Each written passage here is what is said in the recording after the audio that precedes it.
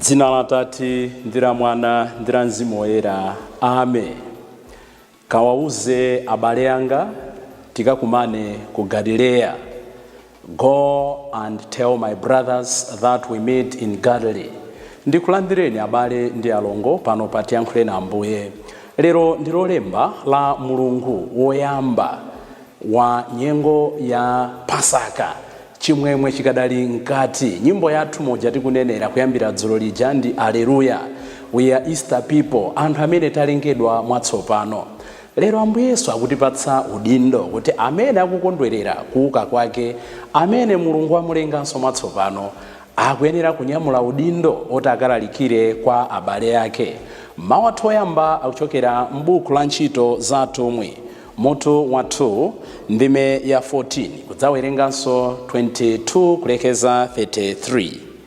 Yesu yemwe Mulungu adamuukitsa kwa akufa, ifeyo ndife mboni zake.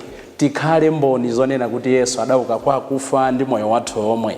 Amene akutiwerengera mawu oyamba ndi Mayi Sala German, abungwe la Divine Mercy, kuchokera ku Our Lady of Africa Cathedral, Maula, mu Archdiocese ya Lilongwe. Salimo yathu ndi Salimo namba 16. Mundisunge Inu Mulungu pakuti ndikuthawira kwa Inu. Ndipo mawu athu amuthenga wabwino ndi monga adalembera Mateyu Woyera, mutu wa 28, ndime ya 8 kulekeza 15.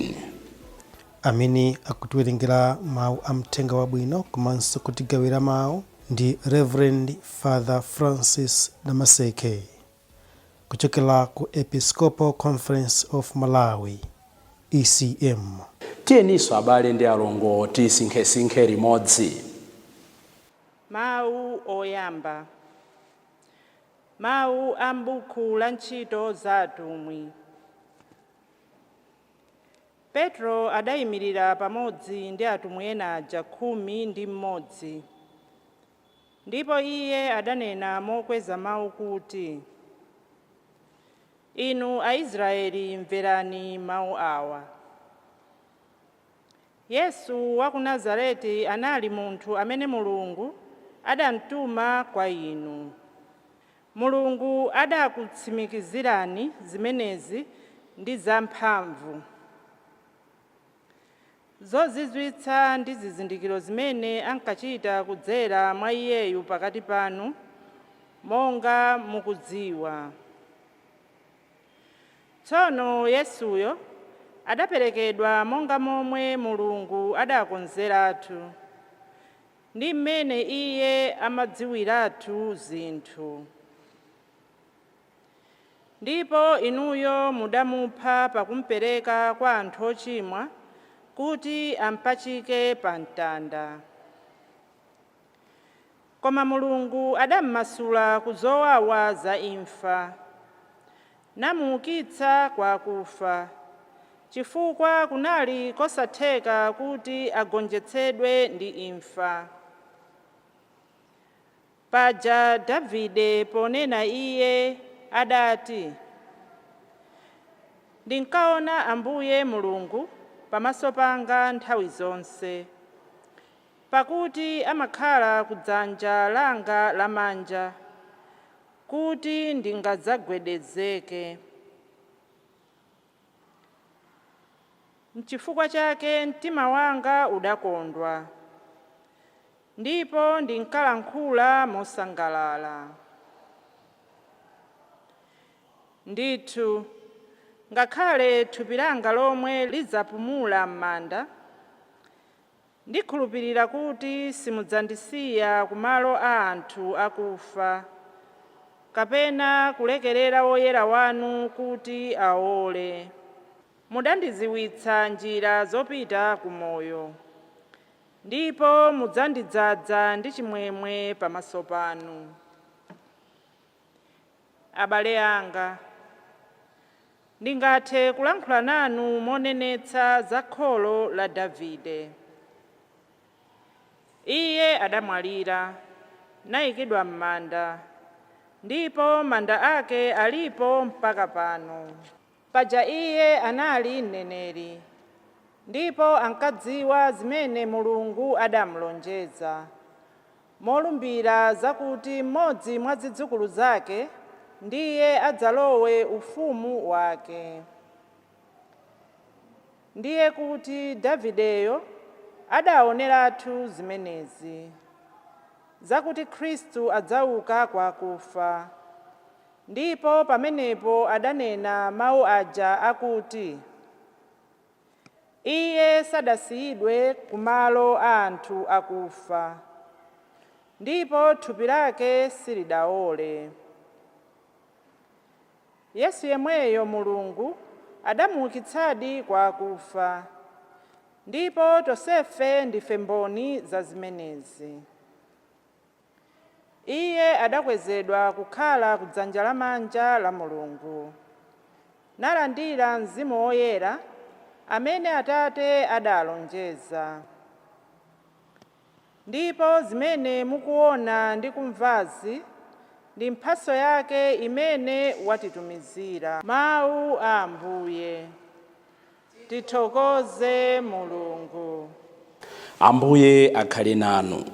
Mawu a Uthenga Wabwino monga adalembera Mateyu Oyera. Ulemu kwa inu Ambuye. Mutu wa 28 ndime ya 8 kulekeza 15. Pa nthawi yomweyo amayi ena adachoka kumanda kumsanga ali ndi mantha komanso ndi chimwemwe chachikulu, nathamanga kukauza ophunzira ake aja mwadzidzidzi. Yesu adakumana nawo nati, monitu amayi. Iwo anadza pafupi, nkumugwira mapazi ake nampembedza. Apo Yesu adawauza kuti, musaope, pitani kauzeni abale anga kuti apite ku Galileya, akandionera kumeneko. Pamene akazi aja ankapita, ena mwa alonda aja adafika mu mzinda, nakasimbira akulu ansembe zonse zimene zidachitika. Tsono akulu ansembe aja ndi akulu a Ayuda adasonkhana napangana nzeru. Adapatsa alonda ndalama zambiri nawauza kuti, muziti ophunzira ake anabwera usiku nkuba mtembo wake ife tili mtulo. Choncho bwanamkubwa akamva zimenezi, ife tidzankhazika mtima pansi, ndipo sipadzakhala kanthu kokuvutani. Alonda aja atalandira ndalama zija adachitadi monga momwe adawauzira. Motero mbiri imeneyi idawanda pakati pa Ayuda mpaka lero lino. Mthenga wa Ambuye. Ulemu kwa inu Ambuye Yesu Kristo. Pitani mukawauze abale anga kuti atsogole apite ku Galileya akandionera kumeneko. Pamene chikondwerero cha Pasaka chili pakati chonena kuti Ambuye Yesu adauka kwa akufa, lero tikukumana ndi amayi ena, amayi aja amantsatira Yesu chapambali, amayi amene ali ndi mantha, amayi amene athedwa nzeru, amayi amene akuopa kuti chiwachitikire ndi chani.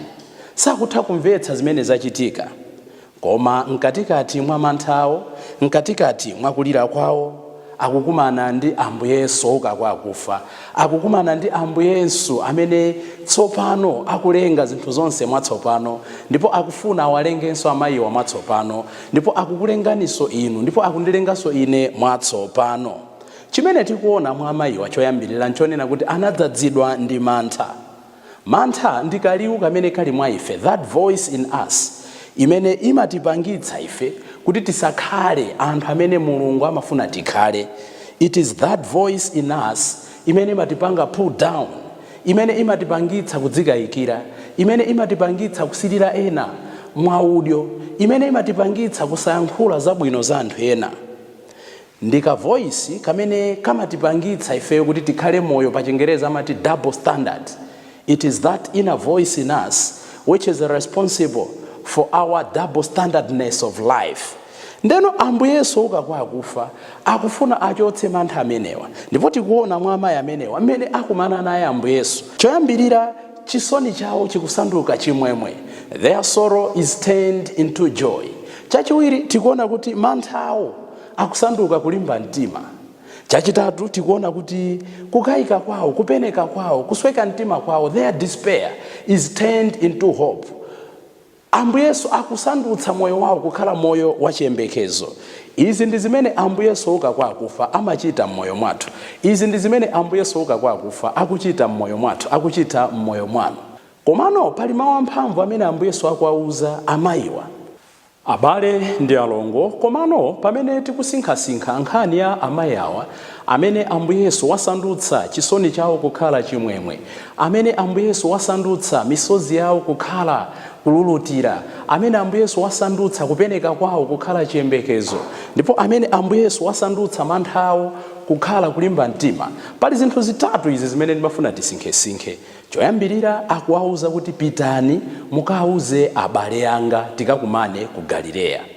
Abale aketu akunenawa ndomwe aja achina Petro, ndomwe aja achina Yakobe, ndomwe aja ana Zebedeyo aja, amene mbuyomu amatchula kuti ophunziranga, amene mbuyomu amatchula kuti wantchito saposa mbuye wake.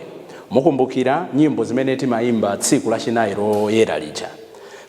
Sindidzanenanso kuti ndinu wantchito pakuti ndinu bwenzi langa, ndimfa yake ndikuka kwake kwa akufa, sindifenso antchito yake, sindifenso ophunzira yake chabe, ndife tsopano abale yake, ndife tsopano abwenzi yake, ndife tsopano anzake.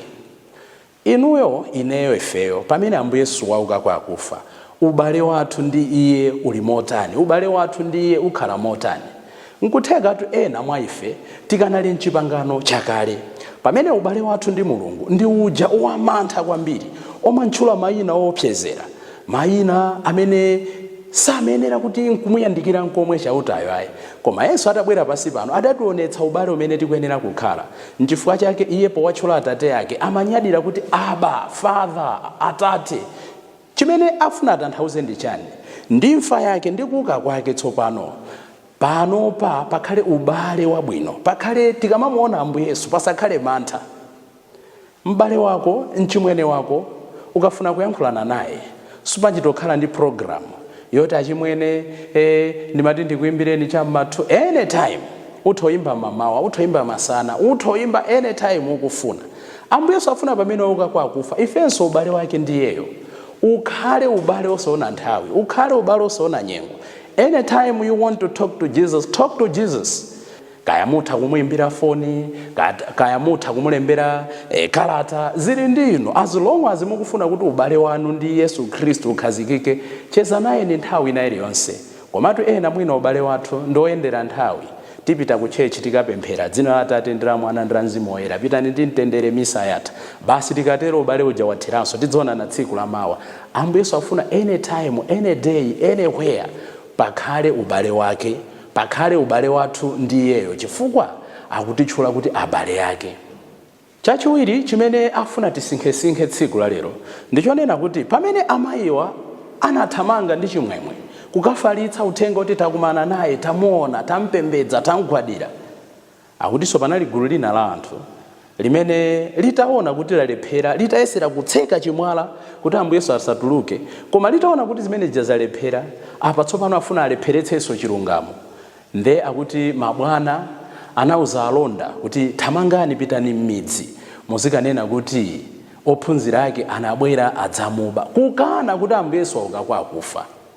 Funso likanena kuti whose agenda are you serving? Inu ndine Ambuye Yesu afuna kuti pamene wauka kwa akufa tithamange tikafalitsa uthenga wabwino. Koma tiona kuti pamene tukafalitsa uthenga wabwino aliponso ena amene akuthamanga nawonso, mwinanso kuthamanga koposa ife, amene akufalitsa uthenga wina kuti Ambuye Yesu sanauke kwa akufa, ophunzira ake anamuba. Inu ndine pamene tikhala makhalidwe osemphana ndi Chikristu, inu ndine pamene tikhala makhalidwe osafunira ena zabwino, inu ndine pamene tikhala makhalidwe ochititsa manyazi imfa ya Ambuye Yesu, tidziwe kuti tajoina gulu la alonda aja, tajoina gulu la mabwana aja amene akupanga create mabodza ambirimbiri kuti kuuka kwa Ambuye Yesu kwa akufa kusakhale ndi tanthauzo. Koma taonani, the more the lies that are spreading, the more the news yoti Ambuye Yesu adauka kwa akufa ikufalikira dziko lonse lapansi. Koma chofunikira koposa ndi chenjezo. Ambuye Yesu adagonjetsa imfa, Ambuye Yesu adagonjetsa mdima, Ambuye Yesu akankha chimwala agonjetsa, Ambuye Yesu auka kwa akufa. Koma anthu aja sakufuna be kugonja, ngakhale agonja kale, komano mkatikati mwawo muli ukali, mkatikati mwawo muli matama, mkatikati mwawo muli kufuna kupondereza choona. Remember, brothers and sisters, last year nanenaso, winning battle doesn't end enmity. Kupambana nkhondo sikutanthauza kuti udani watha. Tikawerenga kalata yoyamba ya Petro mutu wa 5 ndime ya 8 amanena kuti the devil is still prowling around like a roaring lion. Mkango akuti ukanaenda ukanasakasaka wina woti umudye. Tikhale anthu ochenjera. Ngakhala Ambuye Yesu agonjetsa ifa, mdani wathu uja alibe pa mapazi athu, alibe kutisakasaka, alibe kufuna kutigonjetsa. Pamene ife tichita zabwino, adani amene ndi antchito, amene ndi mizimu ya oyipa uja amakhalabe akutisakasaka. Ndipo chotsirizira chimene akutionetsa tsiku la lero ndi new identity imene Ambuye Yesu akutipatsa. Tikumbukire kuti pakati pa Ayuda amayi samawerengedwa kwambiri, ndipo umboni wa amayi nthawi zonse umakhala wokayikiridwa. Koma taonani pamene Ambuye Yesu akuka kwa akufa, he's raising the status of women. Akuayika amayi kukhalanso amtengo apatali. Akutiphunzitsa chani? Pamene tikunena kuti we are Easter people, ndife anthu amene tikukondwera kuti Yesu adauka kwa akufa, tivale new identity. Pakati pathupa pasakhale kusiyana kuti mwamuna ndi mkazi. Inde pali zinthu zina chifukwa cha chilengedwe chathu zikuyenera kukhala choncho, koma machitidwe ya zinthu, kandi nkhani ya ntchito, kandi nkhani ya maudindo, kandi nkhani ya chuma, tisatengere zimenezo kuti awanda amayi awanda abambo, kuti awanda achipanichi kapena achipembedzo ichi, kuti awa amachokera mtundu kapena mtunduwo, kuti awa amachokera chigawo icho kapena icho. Ayi, pakati pathupa we should all be brothers and sisters. Pitani kawauzeni abale yanga kuti tikakumane ku Galileya. Kodi inu Ambuye Yesu mukumana naye kuti? Kodi ine Ambuye Yesu ndikumana naye kuti? Ngati tangoyima nkhalidwe lathu lakale, tidziwe kunena kuti tikadali ndi Yesu Khristu amene ali m'manda. Koma taonani Ambuye Yesu tigonjetse mdima koposaposa, tikhale anthu atsopano, anthu osasankhana mitundu, anthu osakonderana, anthu amene tikudziwa kuti ndife abale ake a Yesu Khristu, ndipo tonse tikuthamanga kupita ku Galileya. Ndikufunireni ito abale ndi alongo tsiku lopambana ndipo osatopa pochita zabwino.